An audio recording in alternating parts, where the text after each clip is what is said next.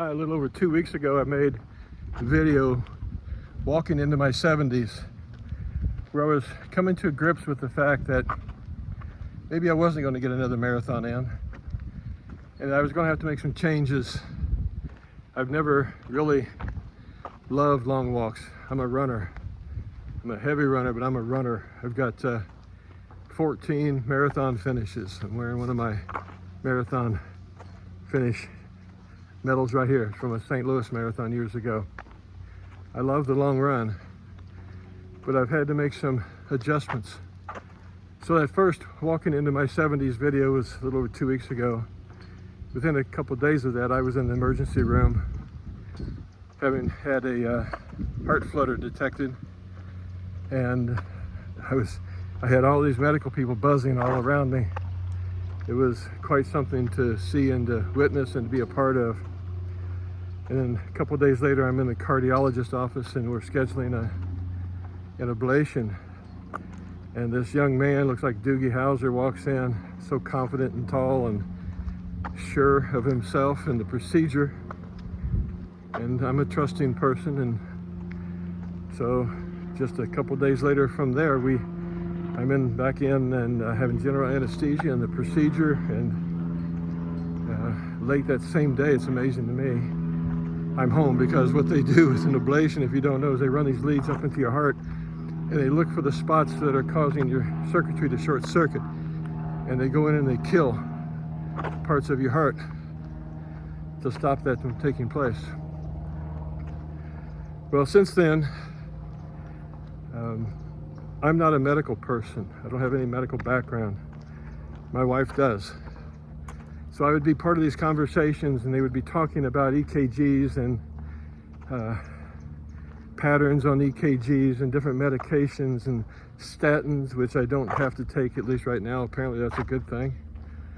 And they're using medical terminology. But what I'm hearing is one thing. You're all of a sudden, you're brittle. You're mortal. You won't live forever. You'll die one day. Hopefully not today. And so what do you do with that?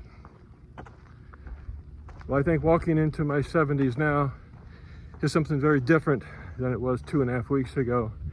Back then I was bold and, frankly, I think a little arrogant, thinking I'll nail this. I will walk beautifully and boldly and grandly into my 70s, and I'll be strong as ever, and I'll make those choices about what I do. I'll make the decisions about what I can choose to chase or to challenge myself with. And today, that's a very different thought process. Today I feel like I'm in a dance with a heart issue. I'm in a dance with my own heart, because it was in rebellion against me. And I'm negotiating now with what I can or cannot do, or should or should not do. And so that's an ongoing dance that I must dance, and I will, with the support of family and doctors and nurses. Those nurses are amazing. So next Monday I go back and see my cardiologist, and if he says you can return to running, I will still have to think a few days about what I will challenge myself with and what I prioritize.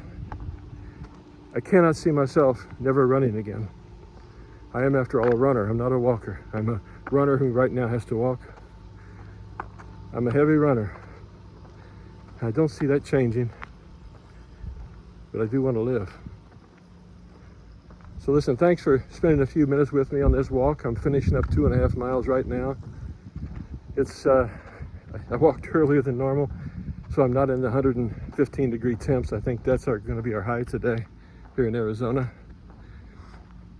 And but I have to be outside, and I cannot stop in this medal. If you've ever run a marathon, I know someone who has, and they have this medal, then you know what it means. It means I'm someone who finishes. I don't stop when I'm tired. I don't quit in the middle. I am a finisher. I'm a finisher. Listen, God bless until we speak again. Lace them up. Have no fear. Trust in God and walk.